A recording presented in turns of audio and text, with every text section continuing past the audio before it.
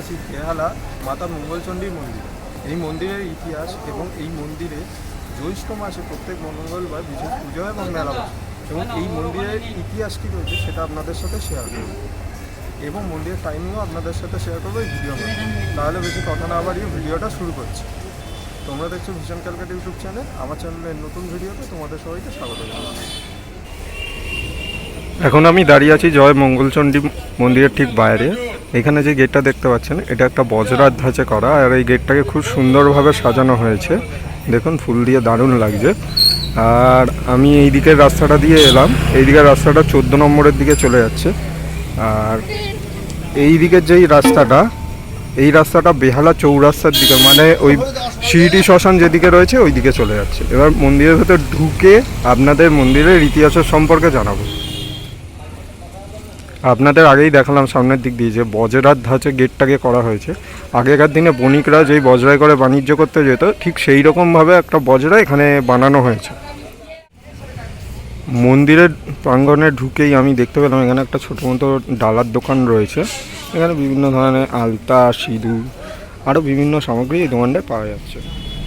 এইখানে মন্দিরের টাইমিংটা রয়েছে, একবার আপনাদের দেখিয়ে দিই। এই সকাল 6টা থেকে দুপুর 12টা 30 পর্যন্ত, আর বিকাল 4টে থেকে রাত্রি 9টা পর্যন্ত। আর সন্ধ্যা আরতি হয় রাত 8টা থেকে 8টা 30 পর্যন্ত। আর বিশেষ সন্ধ্যা আরতি হয় প্রতি মঙ্গলবার রাত 8টা থেকে 9টা পর্যন্ত। এইটা হচ্ছে মঙ্গলচণ্ডী মাতার মন্দিরটা।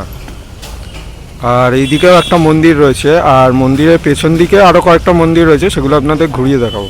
এইবার চলুন মন্দিরের সামনে যাই এবং মন্দিরের ইতিহাসটা আপনাদের সামনে তুলে ধরি। এইবার ইতিহাসের পাতায় ফিরে যাওয়া যাক। প্রায় 450 বছরের পুরনো এই মন্দির। এই মন্দিরের পাশ দিয়ে একসময় গঙ্গা নদী বয়ে যেত।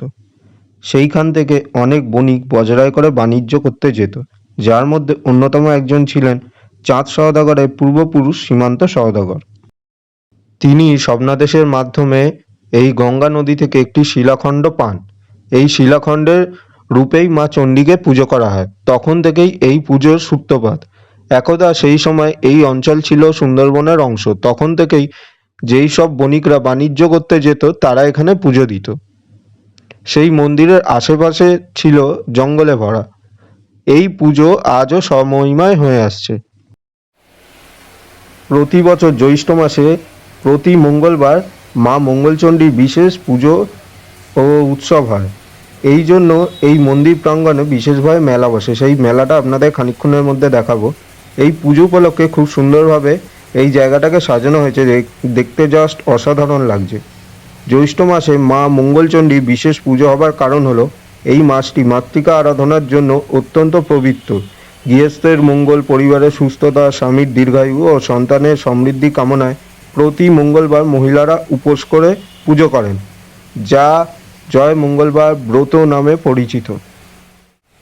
এটা হলো মন্দিরের নাট মন্দির, মানে মন্দিরের ঠিক উল্টো দিকেই নাট মন্দিরটা রয়েছে। পুজোর সময় এইখানে বসার জায়গা থাকে না, এখন পুরো ফাঁকা। জ্যৈষ্ঠ মাসের মঙ্গলবার দিনগুলোতে খুব ভিড় হয়। নাট মন্দিরে দাঁড়িয়ে আছি, নাট মন্দির দিয়ে মন্দিরটাকে খুব সুন্দর লাগছে দেখতে, দেখুন। আর এত সুন্দরভাবে সাজানো হয়েছে যেটা দেখতে সত্যি অসাধারণ লাগছে। আমরা এদিকের রাস্তা দিয়ে এলাম, আর এটা হচ্ছে নাট মন্দির। আর এই রকম দু সাইডে দেখুন মেলা বসেছে, এই দিকটায় বসেছে, এই দিকে বসেছে। আর এই সামনে হচ্ছে মেন রাস্তা, ওইদিকে বৈষ্ণোদেবীর মন্দির আছে, ওখানে একটা কুণ্ড রয়েছে, কুণ্ডের ওপর বৈষ্ণোদেবী মন্দির। আর এই দু সাইডে ভালোভাবে দেখতে পাচ্ছেন যে মেলা বসেছে, এখনও দোকানগুলো খোলেনি।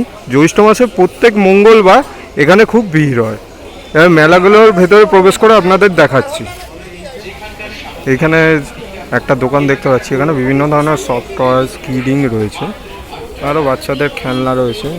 আর তাছাড়া এইদিকে একটা দোকান রয়েছে, এখানে মেয়েদের বিভিন্ন জিনিস রয়েছে, যেটা হচ্ছে রুমাল, তাছাড়া কসমেটিক জিনিস, অর্নামেন্ট রয়েছে। আরও এইদিকে দেখাই ঘুরে ঘুরে, এখানে প্রচুর এরকম দোকান রয়েছে। আর এইদিকে দোকানগুলো এরকম খুলছে, এখানে খোলেনি। এখানে ঘরে বিভিন্ন ধরনের যেসব জিনিসগুলো লাগে, হাতা খুন্ডে, এসব জিনিসের স্টল। আর এইদিকেও আরও কিছু দোকান রয়েছে, এই দোকানগুলো খুলছে আস্তে আস্তে, দেখুন এখনও ওপেন হয়নি, আস্তে আস্তে খুলছে। আর এখানে আমার প্রিয় একটা দোকান রয়েছে, আচারের দোকান। আচার বিভিন্ন ক্যান্ডি এখানটায় পাওয়া যাচ্ছে, আর ওইদিকে দোকান রয়েছে। এখানে একটা স্টল দেখতে পাচ্ছি যেখানে বিভিন্ন সফট টয়েস রয়েছে। সফট টয়েসগুলোর দাম রয়েছে 100 টাকা। দেখুন প্রচুর এখানে ছোট বড় বাচ্চাদের জন্য অনেক ধরনের সফট টয়েস রয়েছে। এখানে একটা যে স্টল দেখতে পাচ্ছি, এখানে ঘর সাজানোর বিভিন্ন ধরনের ওই প্লাস্টিকের ফুলগুলো হয়, সেগুলো বিক্রি হচ্ছে। দেখুন এখানে প্রচুর এরকম প্লাস্টিকের ফুল রয়েছে, আপনারা এসে দেখতে পারেন এবং কিনতেও পারেন। আমি এই দিক দিয়ে এলাম, ওইদিকে রয়েছে মন্দিরটা, আর এই দিকে রয়েছে ওই কুণ্ডটা। কুণ্ডর ঠিক মাঝখানেই রয়েছে বৈষ্ণোদেবী মন্দির। দারুণ লাগছে এটা দেখতে। চলুন এইবার এগিয়ে যাই, এবার সামনে গিয়ে দেখাই আপনাদের। মন্দিরটার কাছে যাওয়ার আগে একবার আপনাদের এই কুণ্ডটা দেখিয়ে দিই। এই কুণ্ডের মধ্যে বিভিন্ন মাছ রয়েছে, এখানটা মাছ চাষ করা হয়। আর ওইখানটা যেটা দেখতে পাচ্ছেন, ওখানটা একটা ফাউন্টেন করা রয়েছে। এই সাইডটা আর একটা ফাউন্টেন রয়েছে। এখানে দেখতে পাচ্ছি অনেক মাছ রয়েছে, ছোট বড় মাছগুলো কি মাছ জানি না, এখানটায় মাছ রয়েছে। আর আমার ঠিক বাঁ দিকের রাস্তাটাই তো মন্দিরের দিকে যাচ্ছে, আর ওইখানটায় দেখুন গঙ্গা আরতি করার জন্য দুটো স্ট্যান্ড রয়েছে। আমি এই প্রথম দেখলাম, আগেও এই মন্দিরে এসেছি কিন্তু এটা দেখিনি। এই যে স্ট্যান্ডটা রয়েছে, এই জায়গাটায় গঙ্গা আরতি করা হয়। আর দু সাইডে কুণ্ডটার ওপারে আর এপারে দাঁড়িয়ে মানুষজন দেখে। আর আশেপাশে যেই বাড়িগুলো রয়েছে এগুলো খুব ভালো লাগে যেটুকু বুঝলাম, কারণ সব বাড়ির জানলা এইদিকে, তারা খুব ভালোভাবেই এই আরতিটা দেখতে পায়। এই যে জায়গাটা রয়েছে তার দু সাইডে দেখুন লাইটগুলো জ্বলছে, দেখতে বেশ দারুণ লাগছে। আর সামনেই রয়েছে বৈষ্ণোদেবীর মন্দির, আপনাদের খানিকক্ষণ বাদে দেখাচ্ছি। ওইখানটায় যেই লাইটটা জ্বলছে ওখানটায় লেখা আছে শ্রী শ্রী বৈষ্ণোদেবী বা বৈষ্ণব মাতা টেম্পল, এরকম লাইটটাতে লেখা রয়েছে। এইবার চলুন মন্দিরের কাছে এগিয়ে যাই। আপনাদের আগেই দেখালাম এই যে মা বৈষ্ণোদেবী মন্দির, এখানটায় লেখাটা রয়েছে। আর এইখানটায় ছবি যেটা দেখতে পাচ্ছেন, এখানে অরিজিনাল যে বৈষ্ণবমাতা টেম্পলটা রয়েছে তার ছবি। আর এই সামনে দান বাক্স রয়েছে। এইবার আপনাদের সামনের দিক দিয়ে একবার দেখিয়ে দিই। এই যে দারুণ লাগছে এই মায়ের সিংহাসনটা দেখতে, পদ্ম ফুলের ওপর আসীন রয়েছে, সিংহের ওপর বসে রয়েছে দেখতে পাচ্ছি। অষ্টভুজা দেবী, খুব সুন্দর লাগছে দেখতে। আর ওইখানটায় সামনে যেটা রয়েছে সিংহাসন, যে বৈষ্ণোদেবী যেরকম থাকে বৈষ্ণোদেবী টেম্পেলে, মানে অরিজিনাল বৈষ্ণোদেবী টেম্পেলে যেরকম রয়েছে ঠিক সেই রকম পজিশনে এখানটায় রাখা রয়েছে। দেখুন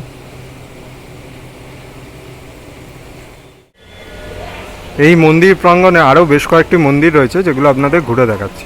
এখানে রয়েছে রাধাকৃষ্ণের মন্দির, এই যে দেখাই আপনাদের একবার।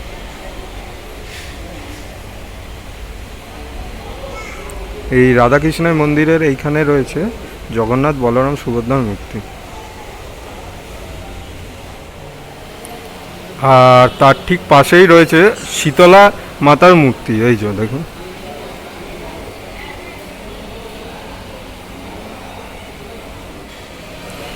আর তার ঠিক পাশে রয়েছে হনুমান মন্দির, এই যে বজরংবলী হনুমান যাই বলি না কেন, এইটা হচ্ছে তার মূর্তি।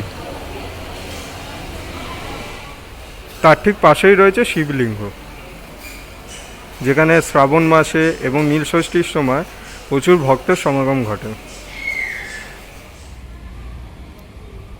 এতক্ষণ যেই মন্দিরগুলো দেখলাম তার ঠিক পাশেই রয়েছে শ্যাম বাবার মন্দির, মানে খাটু শ্যাম বাবার মন্দির। এখানে মন্দিরের টাইমিংটা লেখা রয়েছে, আপনাদের দেখিয়ে দিই।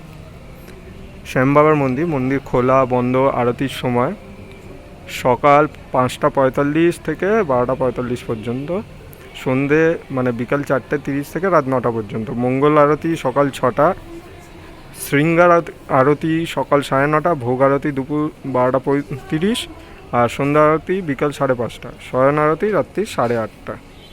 এবার চলুন মন্দিরের ভেতর প্রবেশ করি। ইনি হলেন হিন্দু পৌরাণিক চরিত্র, মহাভারতের বর্বরিকের কলিযুগের অবতার। তিনি ঘটোৎকচের পুত্র। খাটু শ্যাম বাবার মূল মন্দির রয়েছে রাজস্থানে। বর্বরিক অত্যন্ত শক্তিশালী একজন যোদ্ধা ছিলেন। কুরুক্ষেত্র যুদ্ধের আগে তিনি মাত্র 3টি দিব্য বাণ দিয়ে পুরো যুদ্ধের ফলাফল নির্ধারণ করার ক্ষমতা রাখতেন। ভগবান শ্রীকৃষ্ণ ধর্মের জয় নিশ্চিত করতে বর্বরিকের কাছে তার মস্তক দান হিসেবে চান। বর্বরিক হাসি মুখে নিজের শিরচ্ছেদ করে কৃষ্ণকে উৎসর্গ করেন। বর্বরিকের এই পরম ত্যাগে মুগ্ধ হয়ে শ্রীকৃষ্ণ তাকে বর দেন যে তিনি কলিযুগে খাটুশ্যাম রূপে পূজিত হবেন। খাটুশ্যাম বাবার মন্দিরের ঠিক উল্টো দিকেই রয়েছে জিনমাতা মন্দির। এই জিনমাতা হলেন দেবী দুর্গার অবতার ও শক্তির দেবী। জিনমাতার যেই মন্দির রয়েছে তার ঠিক পেছন দিকেই রয়েছে রানী সতী দেবীর মন্দির। রানী সতী দেবী মাতা হলেন হিন্দু ধর্মে ভক্তি ও নারীত্বের একটি অত্যন্ত শ্রদ্ধেয় প্রতীক। স্বামীর মৃত্যুর পর নিজের অটুট প্রেম ও সতীত্ব প্রদর্শনের জন্য তিনি আত্মাহুতি দেন। এই দিকের রাস্তাটা সোজা চলে যাচ্ছে নিয়ালিপুর দিকে। নিয়ালিপুরের দিকে থেকে যেই অটোগুলো চণ্ডীতলা মোড়ে আসে সেই অটো করে আপনি চণ্ডীতলা মোড়ে এসে নামতে পারেন। এটা হচ্ছে চণ্ডীতলা মোড়। আর ওই দিকে দেখতে পাচ্ছেন যে অটোগুলো দাঁড়িয়ে রয়েছে, ওই অটোগুলো বেহালা 14 নম্বর থেকে আসছে। আর এই দিকের যেই রাস্তাটা গেছে এটাই হচ্ছে ওই চণ্ডীতলা মঙ্গলচণ্ডী মন্দির। এখান থেকে হেঁটে ওই 1 মিনিটের মতো লাগে, তাও লাগে না, খুবই কম, সামনেই বলা যায়।